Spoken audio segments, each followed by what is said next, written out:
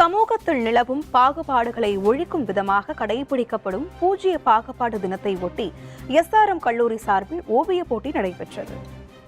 SRM அறிவியல் மற்றும் தொழில்நுட்ப நிறுவனத்தின் சென்னை வடபழனி வளாக அறிவியல் மற்றும் மானுடவியல் துறை சார்பாக விஷுவல் கம்யூனிகேஷன் துறையால் ஓவிய போட்டி நடத்தப்பட்டது.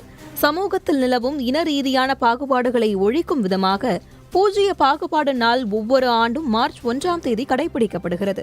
அந்த வகையில் ஹியூஸ் 2026 என்ற கல்லூரிகளுக்கு இடையேயான ஓவிய போட்டிக்கு எஸ்ஆர்எம் கல்லூரி சார்பில் ஏற்பாடு செய்யப்பட்டது. பங்கேற்பிலிருந்து ஜனநாயகம் தொடங்குகிறது என்ற கருப்பொருளை மையமாக கொண்டு சென்னை ஈக்காட்டு தாங்கல் எஸ்ஆர்எம் கல்லூரி வளாகத்தில் சிறப்பாக இந்த நிகழ்ச்சி நடைபெற்றது. இந்நிகழ்ச்சிக்கு முதன்மை விருந்தினராக நடுவண் அரசின் ஜவுளித்துறை அமைச்சக உதவி இயக்குநர் சசிகலா பங்கேற்றார். கலாச்சார உணர்வுடன் கூடிய புதுமைகளை மாணவர்கள் தங்கள் படைப்புகளில் ஒருங்கிணைக்க வேண்டும் என ஊக்கமளித்து உரையாற்றினார். போட்டியில் சமர்ப்பிக்கப்பட்ட ஓவியங்களை புகழ்பெற்ற கலைஞர் அழகராஜா மதிப்பீடு செய்தார். இந்த ஓவிய போட்டியில் சென்னை மற்றும் அதனை ஒட்டியுள்ள மாவட்டங்களில் இருந்து 21 கல்லூரியின் சார்பில் மாணவர்கள் பங்கு பெற்று தங்கள் படைப்பாற்றலையும் புதுமையையும் வெளிப்படுத்தினர். இந்த போட்டியில் அண்ணா பல்கலைக்கழகம் முதல் பரிசையும், மெட்ராஸ் கிறிஸ்தவ கல்லூரி 2ஆம் பரிசையும், ஸ்ரீ அன்னை காமாட்சி இசைக்கல்லூரி 3ஆம் பரிசையும் தட்டிச் சென்றன.